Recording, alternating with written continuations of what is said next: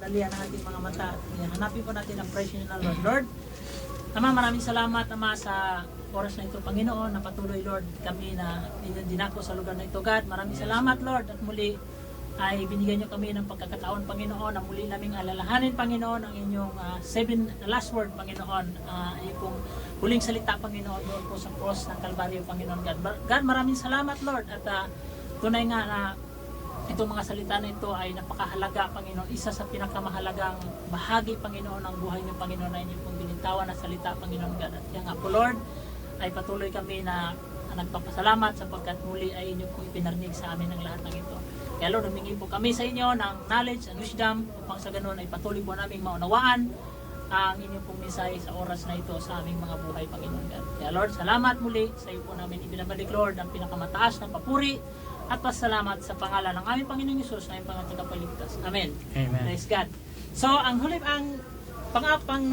pang-apat po na salita ng Panginoon ay matatagpuan po natin sa John 19 verse 26. No? Alam niyo po, yung pong 7 last word ng Panginoon ay napakahalaga po na bahagi. No? Isa pong pinakamahalagang bahagi sa buhay ng isang manampalataya o sa buhay natin. O sa buhay ng sa taon na yon, sa buhay ng Panginoong Hesus, yung 7 last word ay napakahalaga, no? Dahil ito pong 7 last word na ito ay na-preserve, di ba? Preserve talaga ng mga nanunulat para po dahil doon po sa time na yon, alam ng Panginoon na siya po ay lilipas, no? Aalis na sa mundo. Kaya ito pong 7 last word, napaka-meaningful, no? Kung ikaw po ay isang malapit na ka nang umalis, no? Ang iyong sasabihin ay napakahalaga sa lahat. Di ba? Napakahalaga. Hindi ka magbibitaw ng word na kahit na maliit na hindi meaningful. Kaya napaka-meaningful po ng mga salitang ito. No? Kaya napaka-meaningful po. Yan po ang tatanda natin. Kung atin pong isip-isipin, simpleng mga salita lang pero napaka-meaningful po sa buhay natin, sa bawat isa. Kung pag-aralan po natin lahat ang senaryo, yung mga sinabi ng Panginoon doon sa lahat ng mga disciple, sa mga tao na nandoon, nakapaligid sa Kanya, at umabot po sa atin ito, no? Napakagaling ng Lord. At patuloy po nating naalala ito. Amen? So, ang sabi po dito na sa John, no? Sa John, ang sabi ito, Mother, no? This is your son, no?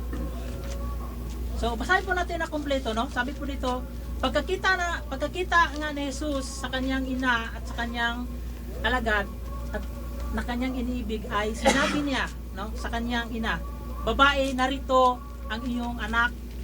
Nang magkagayon, sinabi niya sa alagad, narito ang iyong ina. At buhat nga ng oras na yon ay tinanggap siya sa kanyang sariling tahanan. Amen? So ano pong makikita natin dito? Unang-una po, makikita po natin dito ang galang ng Panginoon sa kanyang ina. No?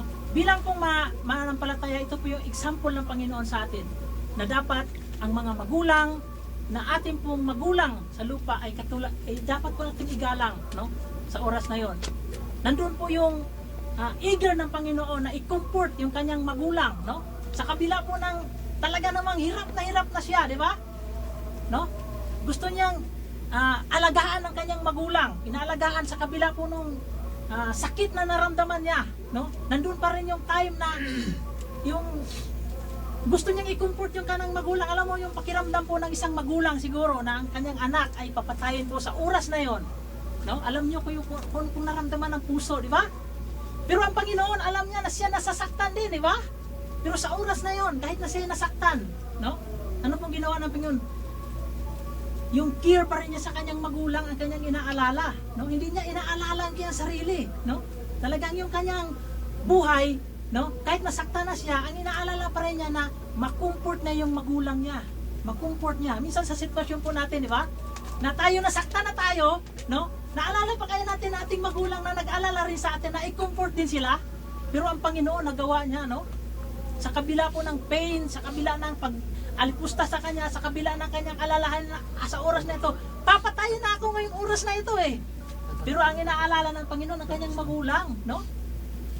Kahit nasa kabila po ng pain na kanyang naramdaman, kinumport na rin niya ang kanyang mother eh. Kinumport na rin niya. Sabi niya, babae ito yung anak, no? Ibig sabihin, kahit na ako ay mawala, mayroon ka pang anak na kapapalit sa akin, no? Mayroon pang ring mag-aalaga sa'yo.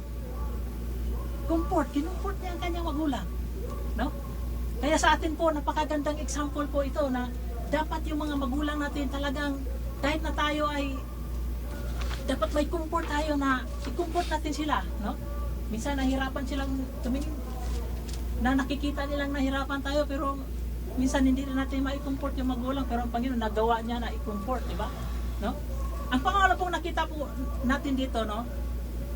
Na tayo po ay yung pong mga disciple, no? Ay pinagkaisa ng Panginoon. Amen? Na tayo pong lahat ay isang pamilya, di ba? Na sabi niya, narito ang iyong ama, narito ang iyong ina, narito ang doon sa alagad, narito ang iyong magulang, iyong ina, no? Na tayo po ay isa tayong pamilya, no? Yung lahat ng mananampalataya isang family. Ginawa po ng Panginoon na isa tayong family. Doon sa sitwasyon na yon, na huwag kayong mag-alala, huwag kayong magwatak-watak dahil kahit aalis ako, may pamilya kayo. Ito yung magulang mo, ito yung iyong anak. Mayroon kayong magkakaisa sa oras na yon. Pinagkakaisa niya.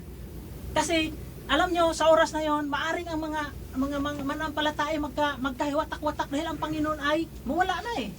Diba? Pero sabi ng Lord, ito ang iyong magulang, ito ang iyong anak. Ibig sabihin, lahat tayong mga manampalataya, ikaw ay magulang ko, ikaw ay anak ko, tayong lahat ay pamilya. Amen? Sa loob, sa sitwasyon yun, ginawa ng Panginoon na tayo ay isang pamilya. No? Tayo ay pamilya. Family, one family, mother, father, son, sa oras na yon, sa cross ng Kalbaryo. Dahil nalulungkot din ang lahat ng disipulo ng oras na yon. Lungkot na lungkot sila.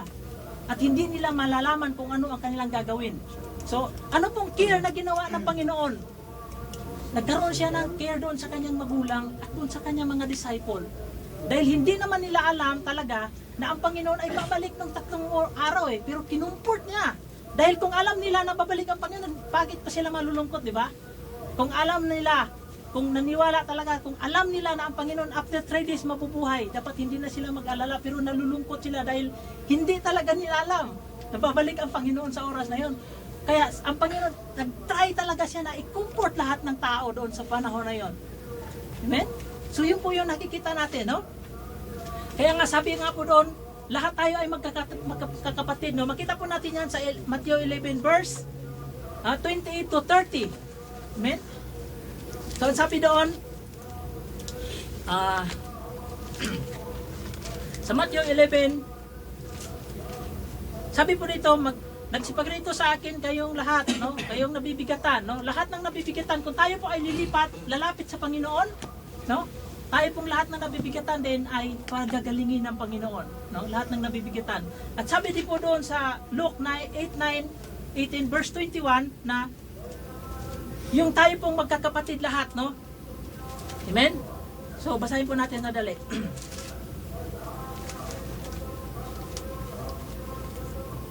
Amen? So, sabi po dito, at nagsiparon sa kanya, kanyang ina at mga kapatid at sila hindi magpalapit sa kanya dahil sa karamihan ng tao, no?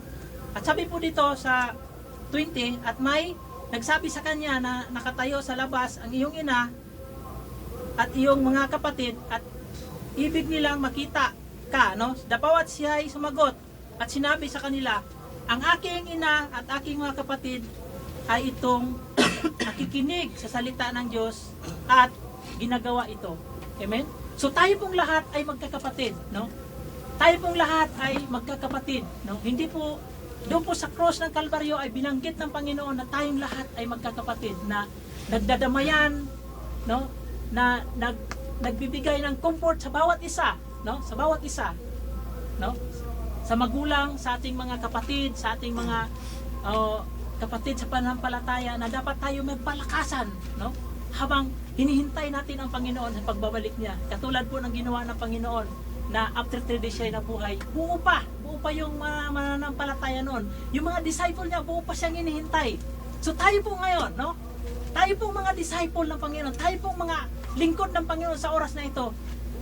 Gayon din po ang sinasabi ng Panginoon ngayon na hinihintay po tayo ng Panginoon na pagdating niya sa kanyang pangako na siya'y babalik, na tayo po'y buo, na hindi po tayo magkawatak-watak.